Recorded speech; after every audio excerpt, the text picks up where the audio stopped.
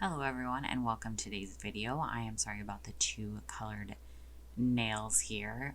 The dark purple is actually a gel nail polish and I couldn't really get them off, so I was only able to do one hand. But what we're going to be working on today is a spooky DIY. We are going to make our very own spooky trees for the fraction of a price, so if that sounds interesting to you, then go ahead and keep on watching.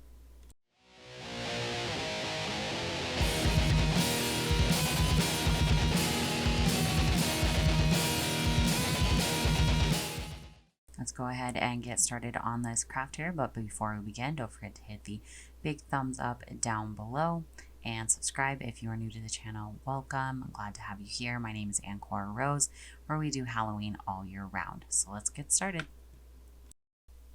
Okay, so what you're going to need to get started is some foam base. I used the cone shaped, but you could do square if you would like, or the rectangle ones, and I got this from Michael's. They were $2.50 each. And then I picked up some of the spooky jack-o'-lantern trees. These were from the wreath section. And then I also picked up the thicker spooky trees, also from the wreath section. These ones were $2.99 each, and I got two of them, one for each spooky tree.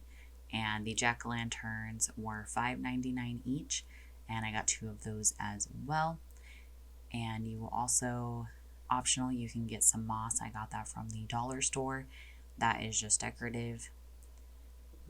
And then I also picked up two pieces of orange fabric squares. I found that at Michael's as well. I believe it's about $1.50. I ended up only needing one square though, so you definitely don't need both of them. Okay, so there's a couple of other things that you'll need, like a glue gun and scissors. It is better that if you have nice fabric scissors, but I could not find mine, so I just used my regular kitchen scissors, and that ended up being a mess with the fabric later, but that's okay. I guess that's a good demonstration on what it would look like if you didn't have fabric scissors. But I'm going to go ahead and pull these open so we can get started. Okay, so once you've got those opened and the tags off of the spooky trees, you're going to go ahead and measure where you want these to be sticking out, just so you have a good idea of how tall they are going to be. And then this project is super easy. All you have to do is stab it into the styrofoam. And then here I am also going to measure where I want this guy to be. He was a little bit weird because the wire was coming out of the side rather than the bottom. That is also why I decided to do the cone shape, because I felt like it was going to fit a little bit better. And once I figured out the alignment, that's when we can move on to the next step. And here I am just figuring out where I want this to be positioned. There was a little bit line on the back, so that helped me center it. And then you go ahead and stab it through the styrofoam. Be careful not to jab it into your hand, because that would be really painful. And then I just took the loose styrofoam and wrapped it around, because I don't have any wire cutters to cut that. If you do, go ahead. If not, you can just wrap it around and we'll cover it up with fabric later.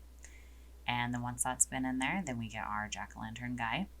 And then we're just going to go ahead and stick him through the top of the cone.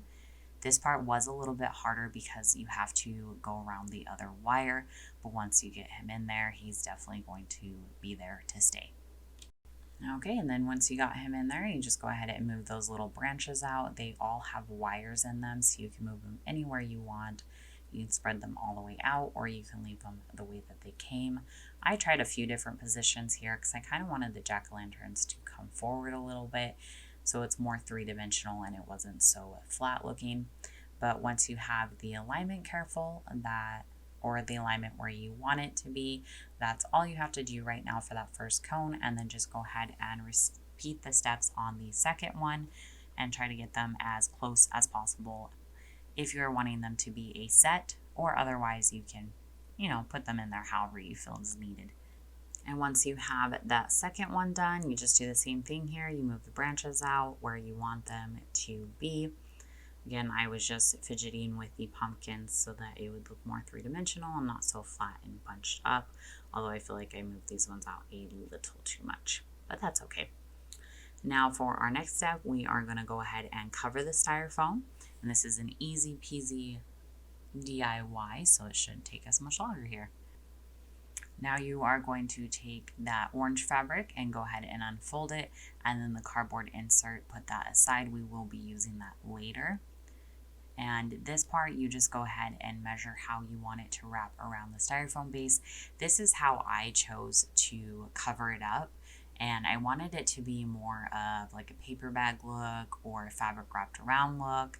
There is other options for this. You can just go ahead and put the styrofoam in a vase or another kind of glass container, or you can even spray paint the styrofoam black if you would like to. There's a lot of ways to make this a little bit easier, but I am just going to go ahead and wrap up the cone with the fabric. I did try to do a double layer, as you can see here, but it was just way too thick. So I ended up cutting it in half and then just using the one single layer, and that way I was able to only use one square of the fabric rather than the two of them, which was nice. But I will go ahead and get that all glued together on both of them, and we'll go to the next step. Okay, so I figured out the easiest way to do this was to glue down the edges, and that's what the hot glue gun is for. I don't want you guys to have to worry about sewing any of this, so I just hot glued it together. But then I hot glued down the edges and I wrapped it around kind of like a little burrito. And then I folded it up at the bottom, like as if you would fold up the edges of a Christmas gift.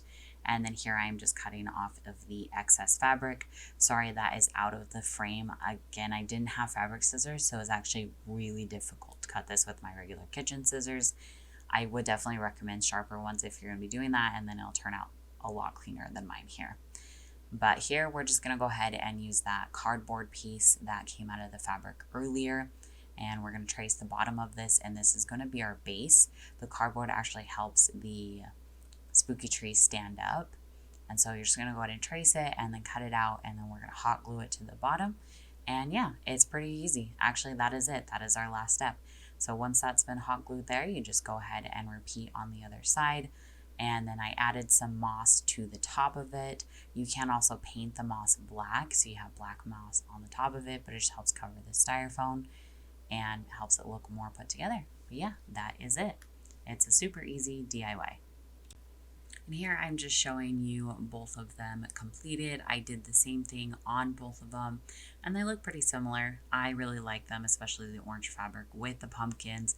It ties in really well, and I love the little jack-o'-lanterns and the spooky trees. It is very, very cute. So that's it. That is the easiest spooky trees you will ever make, and they stand up pretty well. I am very impressed with them. Here is where I put them with some of my witchy stuff, because I'm not ready to decorate for Halloween quite yet, but I do want some of the things that I've been making to set out. So if you guys like this video, again, don't forget to hit a big thumbs up and make sure you subscribe so you can see my new videos every week. I upload on Thursdays and Sundays. Until next time, keep on spooking. Stand up firm.